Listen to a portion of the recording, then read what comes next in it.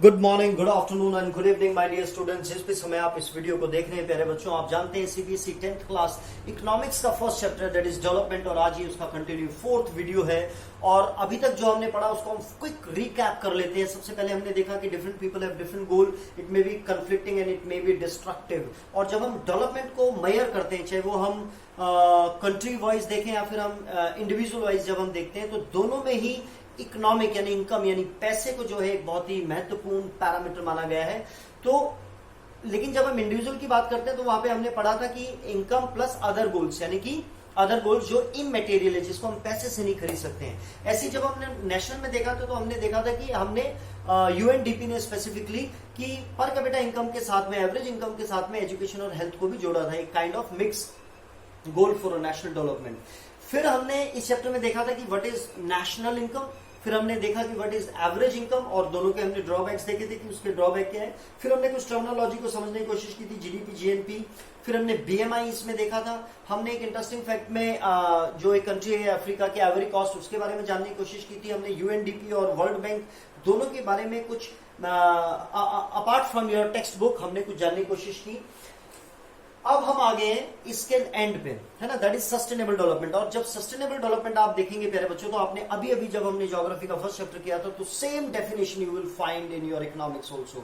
तो sustainable development का मतलब ये होता है कि without damaging the current present environment and we should not compromise the future generation needs, है ना, उनकी जो चीजें हैं उनको हम खराब ना करें, और प्रेजेंट में भी हम एनवायरमेंट को कोई मतलब इन्वायरमेंट खराब ना हो, इस चीज को ध्यान में रखते हुए इस प्रोसेस को बोला जाता है सस्टेनेबल डेवलपमेंट। और एक ये नया कॉन्सेप्ट है, इस पे scientist, environmentalist they are working on it and we are. और जब आप देखेंगे बेटा, जो एनवायरमेंट का जब डिग्रेडेशन हो रहा है, हमने सॉइल डिग्रेडेशन पढ़ा, हमने लैंड डिग्रेडेशन पढ़ा। अब जो एनवायरमेंट का जब डिग्रेडेशन होता है मेरे बच्चों, तो ये एक नेशन या स्टेट या वो स्पेसिफिक नहीं है। जब इन्वायरमेंट में डिग्रेडेशन होगा तो बेटा जो उसका असर होगा वो ये नहीं देखेगा कि ये पंजाब है तो यही होना है मुझे, या हरियाणा में होना है, या फिर इंडिया में होना है, या जापान में होना है। तो ये जो है ये एक जो है बाउंड्री स्पेसिफिक नहीं होता है जब ये होता है।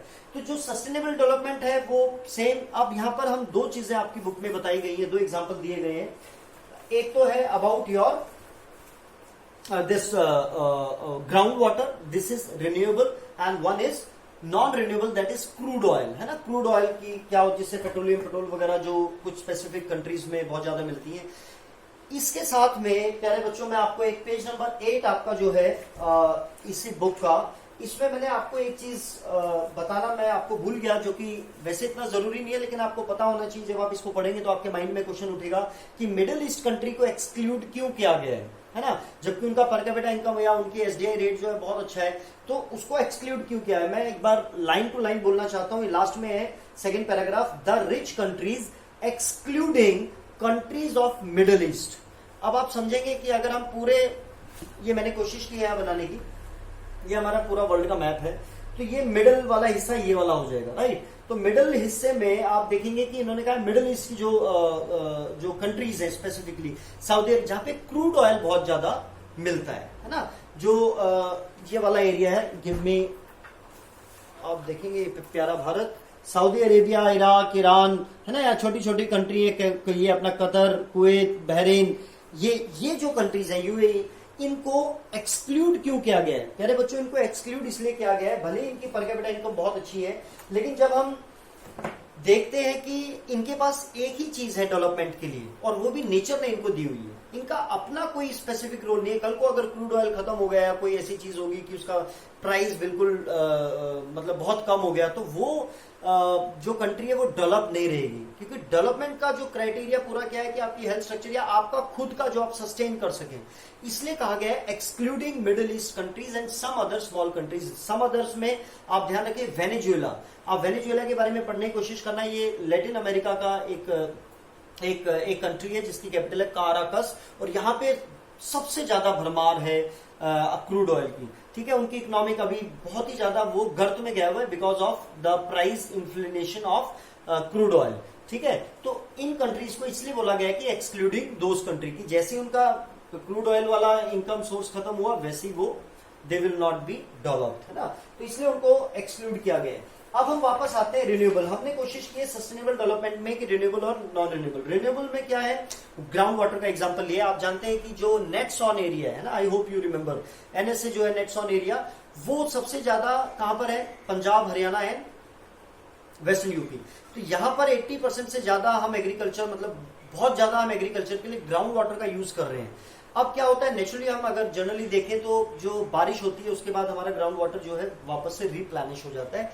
बट हम इस एरिया में पर्टिकुलर, जहां पे नेट्स ऑन एरिया बहुत ज्यादा है, वहां पे हम इतना ज्यादा पानी ग्राउंड वाटर को यूज कर रहे हैं कि उसका रिजल्ट क्या हुआ है, ये वाला area plus some other area, वो मैं आपको सिर्फ कनेक्ट करने के लिए बोल रहा था कि हमारे इंडिया में इस समय टोटल जो डिस्ट्रिक्ट्स हैं 739 है आज की डेट तक। 739 डिस्ट्रिक्ट्स है पूरे भारत में, जिले हैं।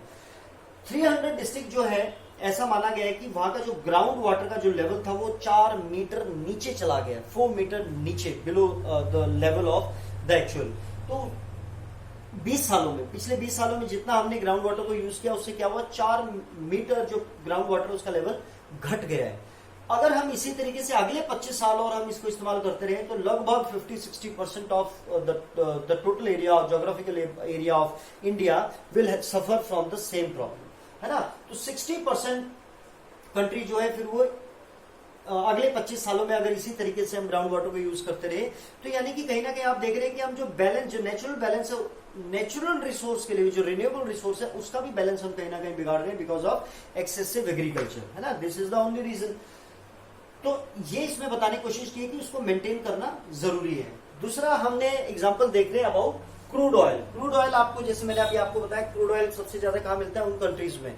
और वो कंट्री, अगर हम पूरे अलग अलग साइंटिस्ट ने इसकी अलग अलग वो जो आपके बुक में दी है कि जिस रफ्तार से अभी हम क्रूड ऑयल को यूज कर रहे हैं प्यारे बच्चों, अगर हम उसी रफ्तार से यूज करते रहे तो आने वाले 53 ईयर्स में ये जो क्रूड ऑयल है एग्जॉस्ट हो जाएगा, फिर हम इसको देख नहीं पाएंगे, हमारी सारी गाड़ियां सब ठप हो जाएंगी, हम उनका इस्तेमाल नहीं कर पाएंगे क्योंकि वो किससे चलती है, क्रूड ऑयल से चलती है, जो इनसे चलती है, राइट। अब आप देखेंगे कि इन्हीं स्पेसिफिक कंट्रीज में क्रूड ऑयल बहुत है। अब इंडिया जो है इसके पास रिजर्वायर नहीं है कि ये अपनी कंट्री में जितना भी व्हीकल चल रहा है या जहां पे भी क्रूड ऑयल का इस्तेमाल हो रहा है वो उसको सेल्फ सफिशिएंट नहीं है, उसको किस पे डिपेंडेंट रहना पड़ता है, उन्हीं कंट्रीज पे, मिडिल ईस्ट कंट्रीज पे, वहां से वो अपना तेल इंपोर्ट करते हैं। अब आप इस चीज को बेहतर समझ पाएंगे प्यारे बच्चों, अगर क्रूड ऑयल का रेट बढ़ गया तो ऑब्वियस बात है कि जो हमें अभी क्रूड ऑयल पर बैरल जिस भी रेट में मिल रहा है वो भी बढ़ जाएगा। तो वो जो एक्स्ट्रा बर्डन पड़ेगा इंडिया के ऊपर, तो वो हमारी इंडियन इकोनॉमी और हमारी इंडियन जो जीडीपी, जीएनपी, वही सारी टर्मिनोलॉजी, उनके ऊपर एक ये बोझ बनेगा, है ना। तो हमें इसको बड़ा अच्छे से इसको हमें देखना पड़ेगा। और जैसा कि मैंने आपको बताया था बेटे, जो एनवायरमेंट डिग्रेडेशन होता है ना, जैसे हमने लैंड डिग्रेडेशन पढ़ा, सॉइल डिग्रेडेशन पढ़ा, तो ये बाउंड्री स्पेसिफिक नहीं देखता है। जब ये आता है तो ये फिर पूरे ही मतलब ये नहीं देखता है कि हमें सिर्फ पंजाब में ही असर करना है, हरियाणा में करना है या किसी पर्टिकुलर कंट्री में करना है। इन्वायरमेंट डिग्रेडेशन मतलब वो फिर अपनी ही रफ्तार से चलता है। यहाँ पे मैं, जब हम सस्टेनेबल डेवलपमेंट जब हम देख रहे हैं तो सेम डेफिनेशन जैसे मैंने आपके साथ शेयर किया जो आपकी ज्योग्राफी में है, यहाँ पर एक बहुत अच्छा एक कोट दिया हुआ है मेरे बच्चे, जो मैं आपके साथ शेयर करना चाहता हूँ। We have not inherited the world from our forefathers, यानी जो भी हमें ये अभी मिला है ये हमें अपने फोर फादर से नहीं मिला है, बल्कि जो हमारे आने वाली संतानें हैं उनसे हमने उधार लिया हुआ है, यानी कि ये उनका है और हम उसको इस्तेमाल कर रहे हैं। आप देख रहे हैं थिंकिंग, वे ऑफ थिंकिंग, कि अगर हम इस तरीके से सोच रहे हैं कि हमने उनसे बोरो किया हुआ है तो हम इन्वायरमेंट के प्रति और ज्यादा सजग हो जाएंगे। मुझे बहुत अच्छा लगा इसलिए मैं कि हमारी ये थॉट प्रोसेस है कि हम ये सोच रहे हैं भाई हमें, हमारे लिए जो बचा है हम उसे इस्तेमाल कर रहे हैं, अगलों के लिए जो बचेगा वो देखेंगे। लेकिन क्या है कि हम जो अभी इस्तेमाल कर रहे हैं ये हम अगलों का इस्तेमाल कर रहे हैं, तो हमें इसका जो इस्तेमाल कर रहे हैं हम इसको बहुत जुडिशियसली हमें इसका इस्तेमाल करना चाहिए। तो अब ये जो इसका लास्ट दो छोटे छोटे हैं ये मैं आपको बोल के बताना चाहता हूं प्यारे बच्चों। Consequences of environmental degradation do not respect national or state boundaries, this issue no longer region or nation specific our future is linked together. Sustainability of development is comparatively a new area of knowledge in which scientists, economists, philosophers and other social scientists are working together. In general, the question of development or progress is perennial. Perennial पता है ना आपको, जो नदियां सारा साल चलती हैं उसको perennial, यानी डेवलपमेंट जो है वो एक perennial process है, वो चलता ही रहेगा। और at all times as a member of society and as individual, we need to ask where we want to go, what we wish to become and what our goals are. So the debate on development continues, है ना. तो ये इस तरीके से हमारी जो development जो हमने स्टार्ट किया था इसको कि क्या है डेवलपमेंट, कैसे उसको मेजर करते हैं, तो ये काइंड ऑफ उसका एक एंड इस तरीके से इस चैप्टर का एंड आ जाता है कि ये जो है डेवलपमेंट जो है इट्स अ कंटिन्यूअस प्रोसेस पैरेनियल, तो इसके ऊपर डिस्कशन चलती रहेगी. तो आई होप आज का आपका जो है टॉपिक है इसमें हमने रिकैप करने की कोशिश की, और ये अगर आप देखना चाहें प्यारे बच्चों, and this is the end of this chapter, है ना. ये कुछ चीजें हैं, अगर okay, love you all, good luck.